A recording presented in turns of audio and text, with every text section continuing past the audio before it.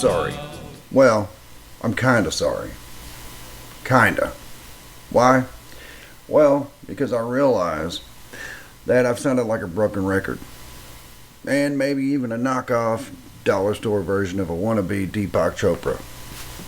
Anyway, I just know that momentum is our best friend when it comes to bettering ourselves. And here comes the broken record, of course. Addicts, in particular, are in a unique position, and I know I've said the words unique position more times than I care to remember. Anyway, addicts are in a unique position in that we've already created an immense amount of momentum by getting sober in the first place. We just need to ride that wave.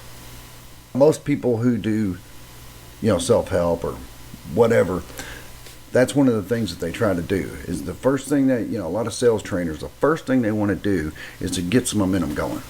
They want to get your income up. I'm going to quote a particular sales trainer guy that I listened to years ago. He's like, the first thing we got to do is we got to get your income up, get it going, and that way we can focus on really working on your business. And a lot of people think, well, isn't working on my business getting my income up? Well, what he really meant was we need to get you some momentum to ride off of, because momentum is what propels us forward, accelerates us, gets us going even faster.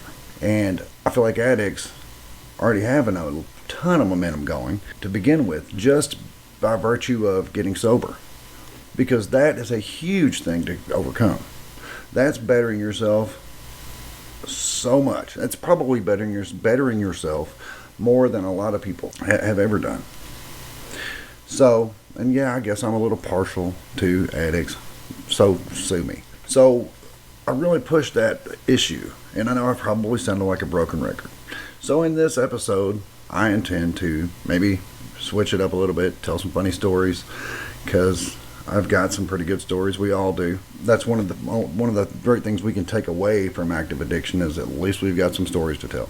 But before I do that, I do have a few thoughts that I wanted to get out there that I feel like I maybe kind of just glossed over or missed entirely. Most people say they don't. Well, I don't have money to start a business. That's fine. Most people don't, especially not when they're coming out of addiction. Most people owe everybody in the world, and it's probably something that they either won't be able to handle, we're going to have to somehow make it up in another way, or whatever. I mean, there's three things to sell.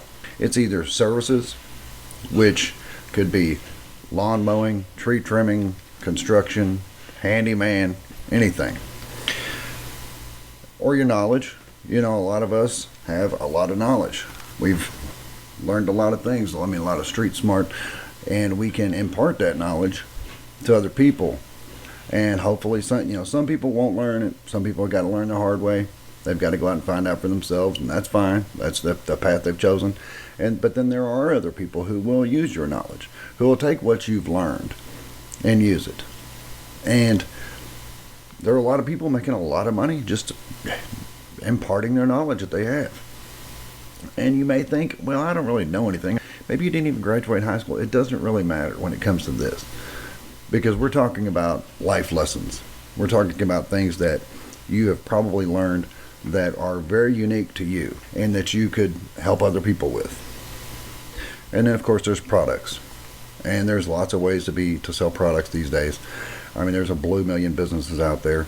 Drop shipping with Amazon's not necessarily a good deal anymore, only because there's just a million, well, not way more than a million, millions of vendors out there who are all competing against each other on the same site. I'm not saying it can't be done. It absolutely can. There's people doing it every day. Young people, very young people, teenagers getting in the business and making crap tons of money. So I'm not saying it can't be done. But products is usually when it does cost some money up front. But, one of the things that a lot of people need to stop with is thinking that there's a zero-sum game. They always think that whenever I've made money off of somebody, somebody had to lose in order for me to win. That's not always true. The thought of a zero-sum game, well, it's just not true. You want an example? Okay, fine. Gold miners pull money straight out of the dirt. It's created. Yeah, the gold was always there, and yes, they're taking it from the earth. But the point is, as far as the economy goes, they're not taking it from anyone.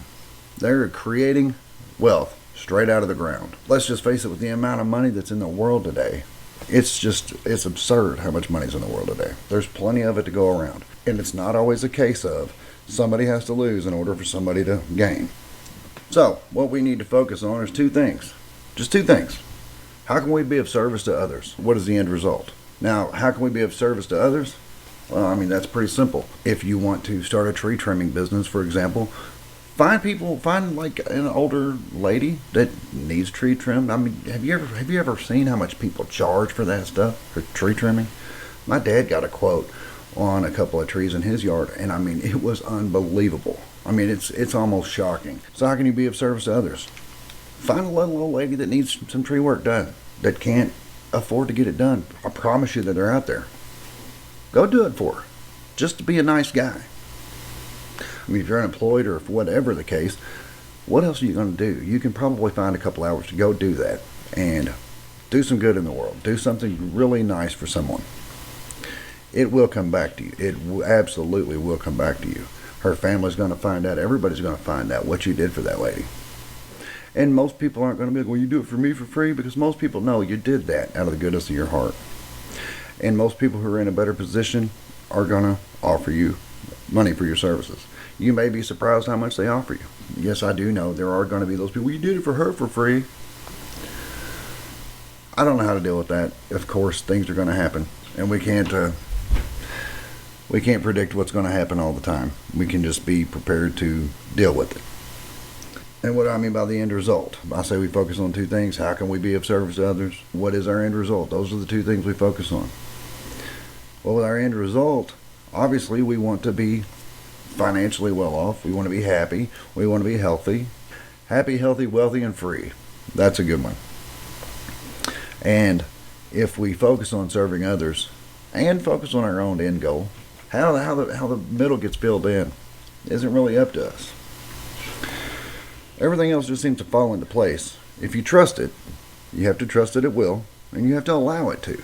A lot of people self-sabotage. I'm one of the worst about self-sabotaging. Up until now, I don't do that anymore. However, I look back on my life, and there's been a lot of times I've self-sabotaged myself. I couldn't tell you why. I wanted success. I wanted things to be great. I wanted things to work out. But for whatever reason, I sabotaged myself, put up roadblocks. And I'd love to be able to sit here and tell you why I did that, but I can't tell you. And I'm sure that everybody listening is the same way. I'm sure everyone listening to this can be like, yeah, I've self-sabotaged myself too. And I couldn't for the life of me tell you why I did it. So what I mean is everything else will fall into place if you trust it and allow it. And allowing it is a big one. That's the self-sabotage part. And then trusting it is also a big deal. We can't try to always take things in our own hands. Like, for example, doing the tree trimming for the little old lady. If you look at that as, well, gosh, that's 2 hours of my time that I could have made blah, blah, blah. You know, or I could have made $1,000 doing that work. Yeah, but you weren't going to. Probably were just going to sit around the house wishing you had something to do. You never know what's going to happen whenever you're serving others.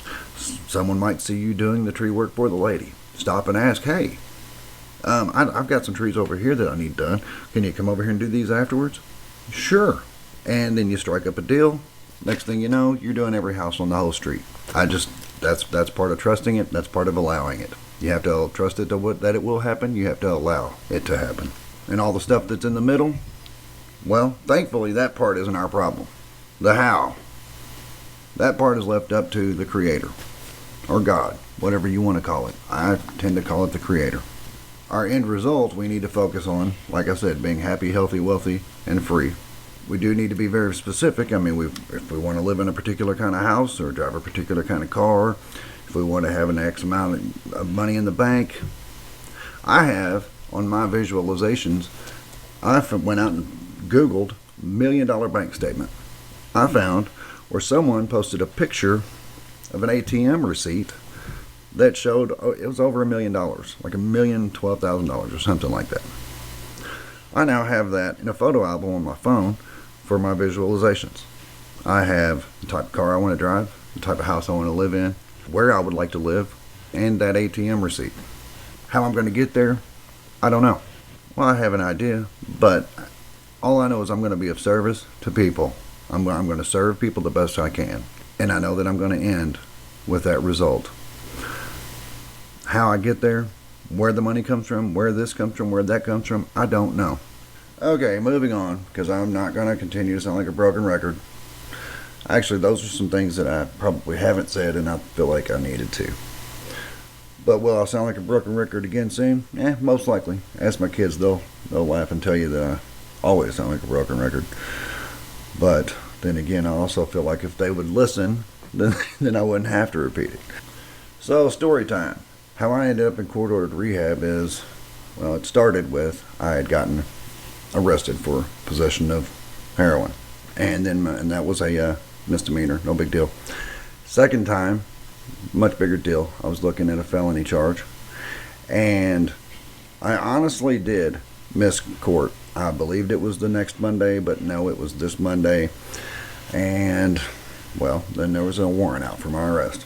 So thinking if I show up to the sheriff's department in Cincinnati and turn myself in, they should probably recite me, meaning give you a new court date, and you show up for that.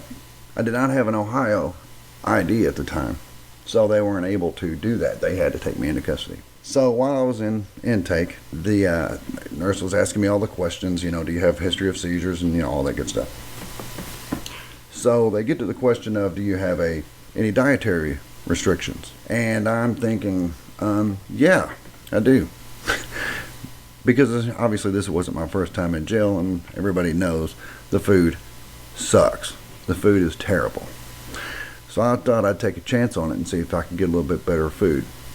So when she did ask me, do you have any dietary preferences or whatever, I said, yeah, I eat kosher when I'm able. So she looks at the other nurse and she's like, do we do kosher? Because keep in mind that the whole dietary thing, I believe, is more for diabetics. But anyway, so the other someone's like, yeah, it's in there. So she comes over and she shows her, right here, kosher. Okay, check it off. All right. So at that point, I'm like, oh, wow, I don't know what I'm getting into. This could be very good, or it could be, I don't know. I'm hoping it's not apples and oatmeal all day, every day. But we'll see what happens. Well, it worked out pretty good. Because I got peanut butter for breakfast every morning, and a piece of fresh fruit and a juice every day at every meal. It was really nice. And of course, then I went and traded the fruit off for coffee and things like that. So getting peanut butter for every breakfast, if you've ever been in jail, that's a commodity. That's something you get maybe once a week, the regular guys do. I was getting a thing of peanut butter every breakfast. So yeah, I could trade that off for a couple of shots of coffee. Worked out pretty good. Also, in Cincinnati, anyway, they have a hot breakfast, whatever that slop is.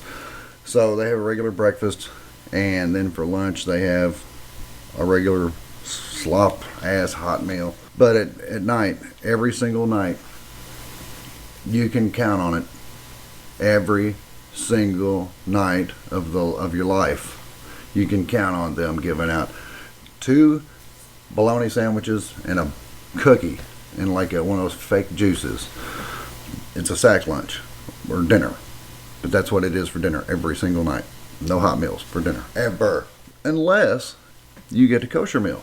Hey, for my kosher meals for dinner, I got a hot TV dinner with a piece of fruit and a juice. Yeah, people were asking me, how did you get that? How did you get that? Well, there's a lot of jealous people there. So you've really got to stick with your story. So I told them I was a Messianic Jew. Now, if I have any Jewish friends out there, please understand, I only knew to say that because I love the Jewish people. So that's why I knew to say this. I told him I was a Messianic Jew and that I followed a kosher diet. And therefore, I kind of told people kind of to the side, hey, you can tell them this too, right? And then the black dudes were like, well, no, I don't know about that. And I'm like, well, okay, fine. I mean, there are black Jews, tons of them. Look at Ethiopia. However, if you feel more comfortable with it, tell them you're Muslim. I mean, they do the same diet. So, whatever. Well, maybe not exactly the same diet, but it's very close. I had some people kind of envious, and then I also had some haters. And that's fine. How did you get that hot meal? How do you get a microwave meal every night? Because, they were getting their bologna sandwiches. And that sucks. But anyway, so it worked out. But I really was gambling because I didn't have a clue what they were going to give me. I really didn't. I was like, man, I might just be getting, like I said, oatmeal and apples for every meal. I did not know. And another little side note about the oatmeal at jails. They're in these huge bags that say in real big letters on the side of the bags, not for human consumption. But man, they serve the hell out of it at jails. And let me tell you, it's actually pretty decent. That's kind of funny. That's how I ended up in and from there I was waiting to go to court-ordered rehab. The judge ordered me to rehab. Why? Because I missed a court date. He thought I was strung out on drugs. At the time, I wasn't super strung out. I can't say I wasn't using, but we know there are degrees to that. And of course, it would have gotten worse. So, in fact, he did save me. But he ordered me to go to the state-ran rehab, which was a 6-month program that could be completed in 4 months, and I did. While I was in court, he told me that's what he was sentencing me to. And I said, I'm not going to do that. He's like, what do you mean you're not going to do it? That's what I'm sentencing you to. I said, yeah, but I don't have to take it. I can refuse to go, which is true. And he said, yeah, you're right. You can do that. He said, but I can also give you the maximum sentence. Now, you think about that while I tell you a story. He wasn't playing games. The story he told me was, I had a guy who was supposed to be in here yesterday. He got picked up by the police, and they let him out on a sheriff's release last week one day. That's something that happens in Cincinnati because they don't have enough room in the jail, so they go through and they take the nonviolent offenders and they let them out on a sheriff's release. It's like Santa coming to see you, because they just, in the afternoon they'll holler at your name over the speaker, Stevens, get your shit and get out. It's like, oh my God, I just got released. Anyway, he said this guy got a sheriff's release last week. He was supposed to have been here yesterday, but over the weekend he overdosed and died. And I'm not going to let that happen to you. So if you don't want to go to this, that's fine, but I can sentence you to a maximum sentence. And I'm like, damn. And based on him telling me the story, he was dead serious. So I said, okay, fine. Now, I still could refuse between then and whenever they actually transported me. But everybody in my pod was like, no, man, because there was several guys that had been there. They're like, no, man, go there. It's great. It's very nice. You'll be out of there in 4 months. You'll be out of there by summer. It's got carpet. They've got real showers. They've got real beds. They've got TVs. They've got real food, yada, yada, yada. You'll see every movie that you can think of over the next few months. It's going to be great. Now, there is a lot of work. There's workouts every day, twice a day. There's a lot of classes. I read 23 books. It was very good for me. And it probably did save my life. Because like I said, when I missed that court date, no, I wasn't like super strung out, but I was chipping. And we know where that goes. So I got to be very grateful. Now, I did relapse after I got out of there. Briefly, that was the last time. Most addicts that I know were all good people. Most of them, had a lot going for them outside of addiction. Addiction always kind of put them on the back foot with regards to having things going for them. However, a lot of smart people, generally good people, drugs make people do bad things. Obviously, we know this. But for the most part, good people. And I really say this as human beings. We don't belong in jail. We don't belong in that environment. I realize that everybody else in jail are humans just like we are, until they become institutionalized, until they become ingrained in the system, or the system is being ingrained into them is probably more accurate. At that point, they're animals. And I say that with a heavy heart. I really do hate to say that about another person. And I'm not really picking on anyone in particular, although I can think of some people. But we humans don't belong in that environment. It is controlled chaos at best. There are animals in there. How someone can get off on watching another person suffer, or even be indifferent to it. To watch someone else suffer, to hurt someone, and actually get your kicks off of, to actually get off on it. It's just sick. then you think, well, not everybody's like that. And you're right, they're not. Some people are repulsed by it, and that's great, because I feel like we should be repulsed by that environment. That's not where we belong. That's not where we flourish. That's not what we were born to be. Now, what's the answer? That I don't know. Is there something else? I don't know. I know that some people have made decisions for themselves that are probably ill-advised. Some people act like they're okay with it, and that's fine. That's their life. Those are their choices. I've heard a lot of stories, just the things that people would do to other people just to get their jollies off of it. And then there's other people who will even just be indifferent about it. Yeah, whatever. That's how that guy is. They tolerate it or whatever. And I guess we all have to tolerate it because you don't want to become a victim yourself. But I don't know. My point is, we don't belong in that environment. As a species, I believe that we are on this planet to learn, to be of service to each other, to grow, to learn more about ourselves, and to advance, kind of graduate from this. And that kind of environment is obviously not conducive to graduating to a higher calling. So, anyway, yeah, that whole jail environment is not good. And even if, and in some cases, if that's the only thing that can keep you on the straight and narrow, if that's the only thing that can keep you sober, just the fear of jail, there's no shame in that. There have been times over the years, and it's been a while now, it's been a good long while now, but there have been times where the fear of jail kept me sober. Thinking about looking out the window, and it's freezing freaking cold, looking out the window down onto the street in downtown Cincinnati. It's a beautiful summer day, and here I am in this. We don't belong there, and we can flourish. We're here for a reason. We've been through the things that we've been through for a reason. We have a very important story to tell. We have a very inspiring story to tell. We can save a lot of other people. Drugs out here on the street these days are crazier than they've ever been. Fentanyl, my God, that stuff is insane how strong it is. And they're selling it to look like a Perk 30. Like you can just go buy a regular ass Perk 30. No, that's fentanyl. And by the way, it's enough fentanyl to kill 20 people. That's crazy. We've been through a lot, and we can use what we've been through to inspire other people to better themselves, or maybe even not go there in the first place. That would be best. My kids watched what I did, and I've been very honest with them. I promised myself I wouldn't lie to my kids anymore. And I'll tell you what, that promise has been very hard to keep at times, because they've asked me some very difficult questions to answer. But I've done it, and actually it's probably a good thing, because they have a very good understanding of how this thing works, how addiction works. It starts out great. It's like the ex, right? It's like the ex-girlfriend or whatever it is. Everything started out great. And then it went downhill, and it got even worse. Then the breakup happened because it was so bad. And then when there's some distance, that ex kind of calls back, hey, remember the good times? Anyway, sorry, there's the broken record again, right? Oh well, it's fine. Right? It's fine. Sure. But we can absolutely be inspirations to people. I used to be afraid to admit that I was an addict in recovery.